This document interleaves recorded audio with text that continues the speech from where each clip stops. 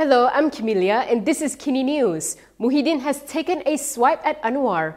This came following the announcement of the 2024 International Institute for Management Development World Competitiveness Ranking.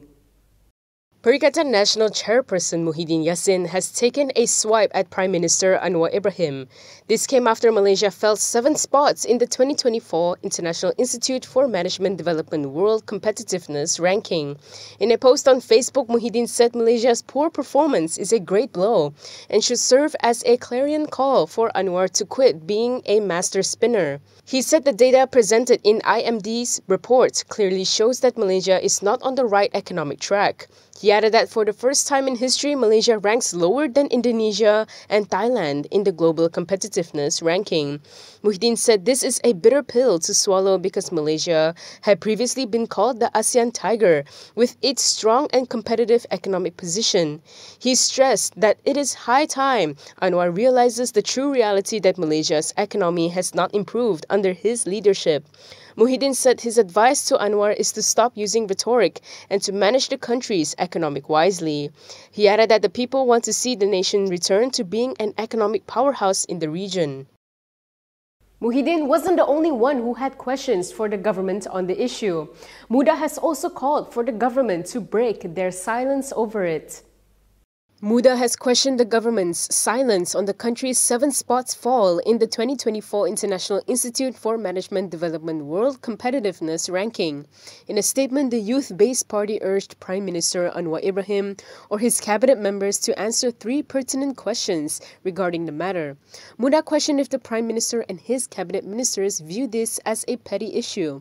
They said this is as it has been 24 hours since the index release and there has yet to be an official explanation from the government. They said if the Prime Minister cannot answer, then the minister in charge of the relevant portfolios should explain.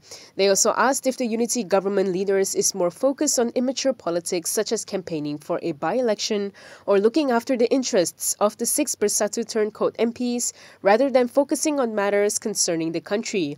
Muda also questioned whether DAP chairperson Lim Kuan Eng would issue a statement on the latest ranking as he had done in 2022 during the Ismail Sabri Yaakob administration, and whether Fahmi Fadzil, who is also the government spokesperson, would comment on the matter.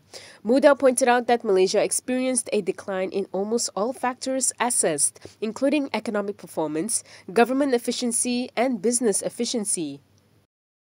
Meanwhile, when asked for comments on the issue, Fahmi said that he would leave it to MITI Minister Tengku Zafrul Abdul Aziz to answer.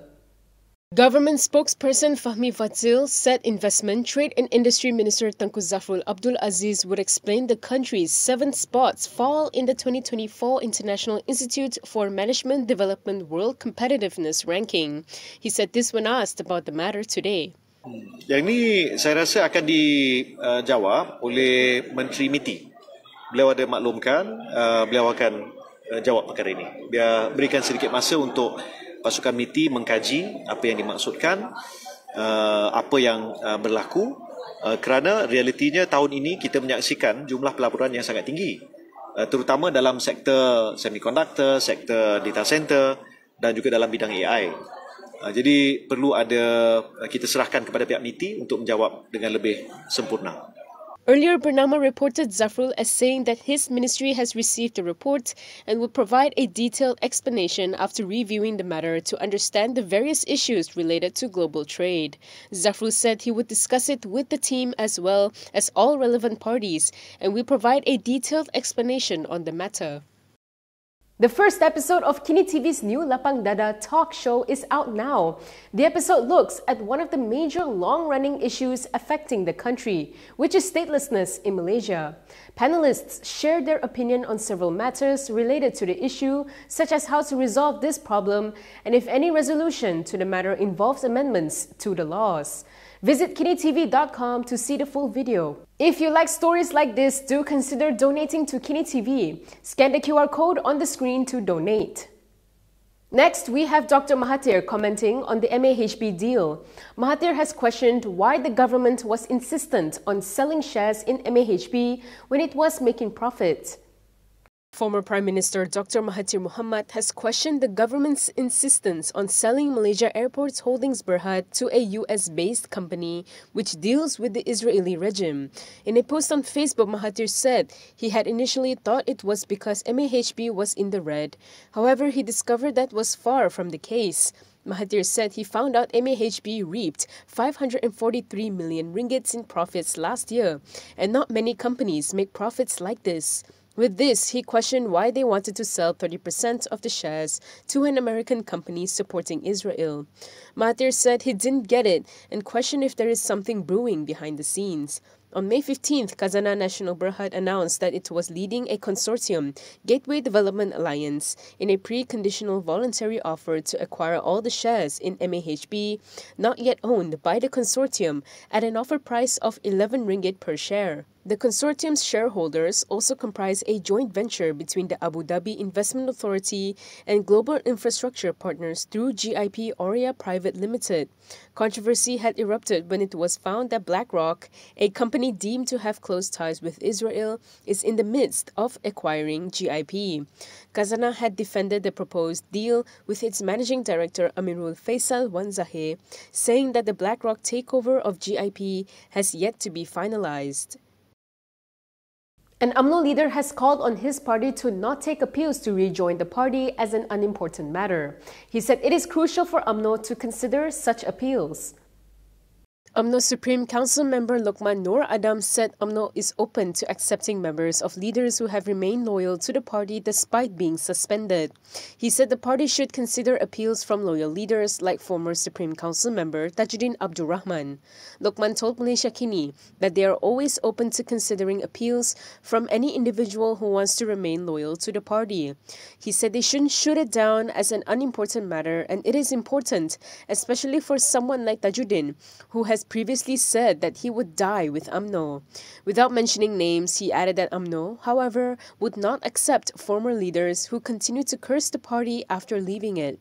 Tajuddin was suspended from UMNO for 6 years from October 2022, just months after he was booted out of the Supreme Council for criticizing party president Ahmad Zahid Hamidi as a liability to the party.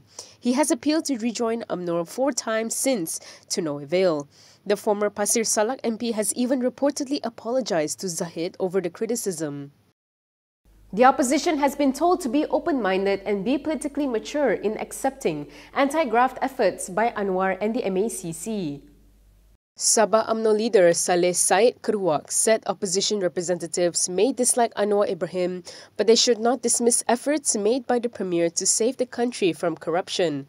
Taking to Facebook, Saleh advised the political leaders from the opposition bloc against having an aversion to something that brings good to the nation. He said credit should be given when it is due and the opposition should be open-minded and be politically mature, not only to congratulate but also to support the efforts made by Anwar as well as MACC Chief Commissioner Azam Baki to eradicate graft within the civil service.